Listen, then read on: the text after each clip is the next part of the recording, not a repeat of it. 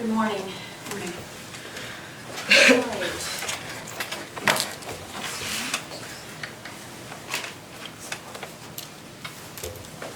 You're here in case number 316-2024, ET-225, the estate of Harmony Montgomery. I'm Judge Kissinger. We're here in the Ninth Circuit Probate Division in Nashville. And we're here on a petition for administration of an estate of a person presumed dead pursuant to RSA 55318 and 55319. And we are here on that petition submitted by the mother of Harmony Montgomery, Crystal Sorey. We also have via WebEx from the New Hampshire Department of Corrections in Concord to allow for attendance of the father, Adam Montgomery. This is an intestate estate, so service was made on both mother and father, and by publication. So I'm going to start by asking just the parties in the courtroom to identify themselves to the record, starting right here. Good morning, Your Honor. Sheila Caulfield, I'm counsel for Crystal Sorey, who's with me today. State your name, ma'am. Hi, I'm Crystal Sorey. All right, and on the WebEx, can you hear me? Yes, ma'am. And is Mr. Montgomery attending? No, ma'am. My name is Corporal Winkowski on behalf of New Hampshire State Prison for Men. He did refuse. There will be a written memo that goes to the major and then to the commissioner. Okay. And sir, can you spell your last name for me? Wienckkoski. Wienckkoski?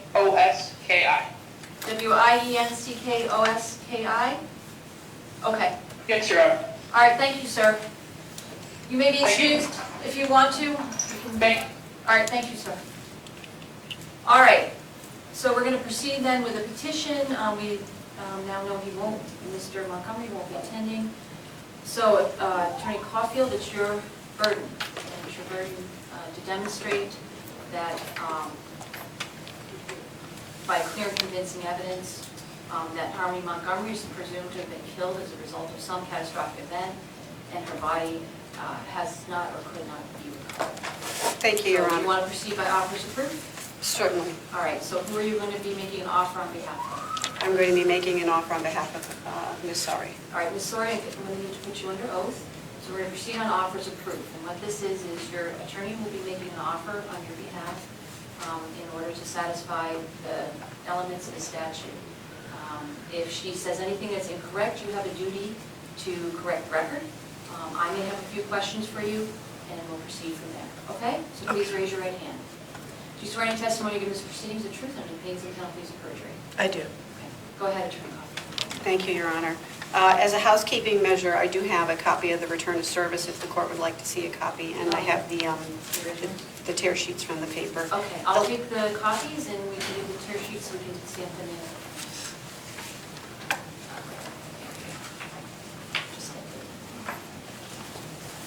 Okay, thank you, Attorney Caulfield, go ahead. As for the evidence that Harmony is in fact deceased, Your Honor, I would request that the court take judicial notice of the fact that Harmony's father, Adam Montgomery, was recently convicted of murdering Harmony. And more importantly, within that process, Adam confessed to a lesser charge of purposely and unlawfully removing, concealing, and destroying her corpse. In addition to being convicted of her murder, Adam was also convicted on that lesser charge of mishandling her body. Further, Kayla Montgomery, who was a key witness in that trial, also testified to handling Harmony's dead body. These acknowledgments by the two people who were last known to have physical custody and care of her should serve as sufficient evidence for the court to accept the presumption that she is in fact deceased. Further, no one has seen this child since December of 2019, when it is believed that Adam murdered her. That's over 3 years ago that she has not been seen by anyone. With respect to appointing Crystal the administrator, she is the child's mother and next of kin. She has priority under RSA 553-2 as her next of kin to administer her estate. And further, under RSA 561-1, she is a beneficiary of that estate. So she is she has a substantial interest in properly managing the estate and protecting it, and is in the best position to do so. Therefore, we request that her petition be granted and that she be appointed accordingly. No one else has filed a petition, so she is the only petition that is currently pending before the court. All right. I am going to require you to give me an authenticated copy of the jury verdict from the Superior Court. And there's a lot of hearsay involved here. Certainly. And so we're going to need that I'm going to need that within, say, 5 days. And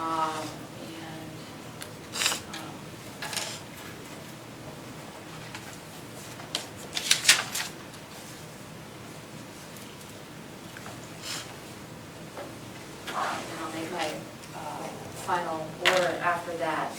I do have some questions concerning moving forward. Again, the issue is whether you satisfy burden under by clear and convincing evidence. The other piece of this petition for state administration is whether Crystal Sorey is the appropriate administrator.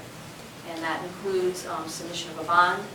That includes moving forward under Administrative Order 7 and Rule 101 of the probate rules. And we'll get into that in a moment.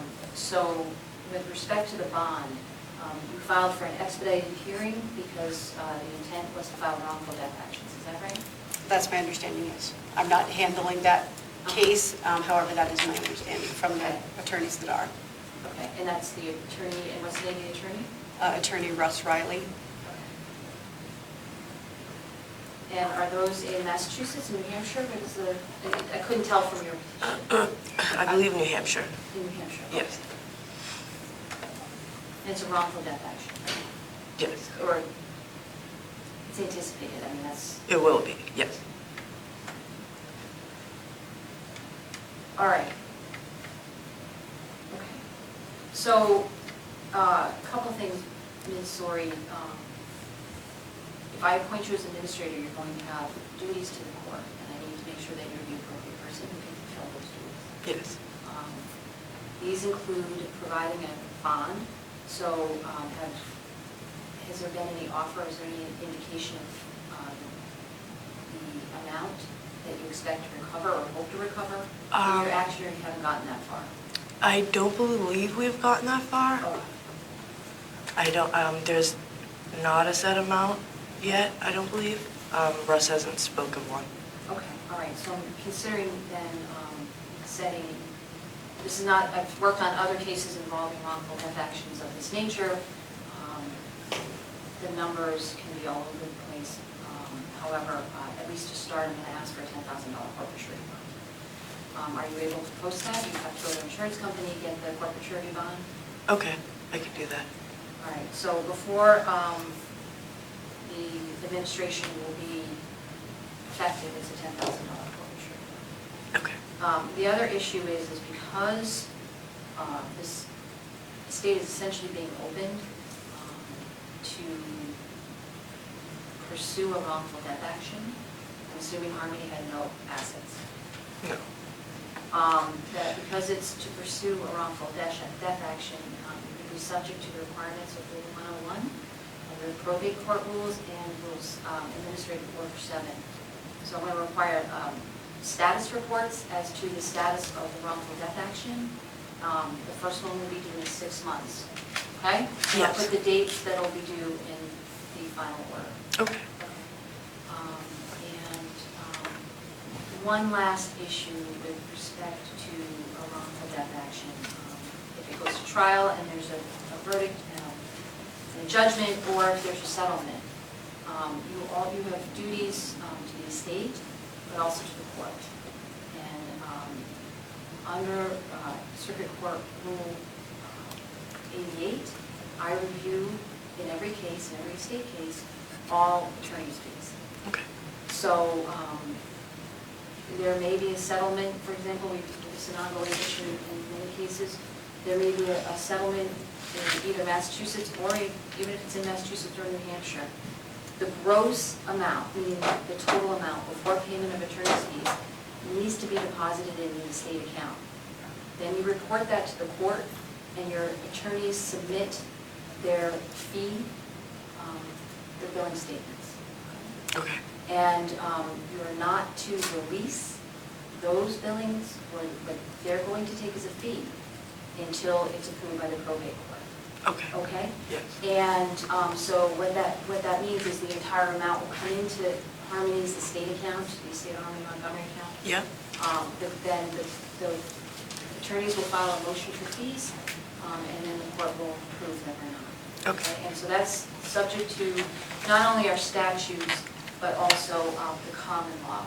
And even if there's a contingency fee and the Superior Court signs off on the contingency fee, under not only our statutes, 55614, but also Cody versus Martell, 103 NH 110, the court needs to review those fees. And the Okay. expenses charged by attorneys. And that's just an additional duty if I were to appoint you as Harmony's administrator. Okay. So Attorney Caulfield, do you expect to be assisting with the estate administration through the final closure, or what is? I plan to be counsel through the closure of the estate, yes. Okay, all right.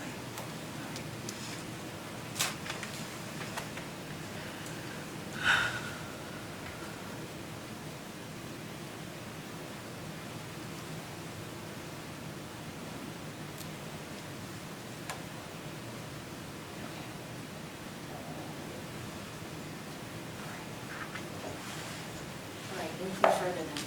Nothing further. All right. I'm going to go ahead and condition on receipt of the authenticated copy of the jury verdict.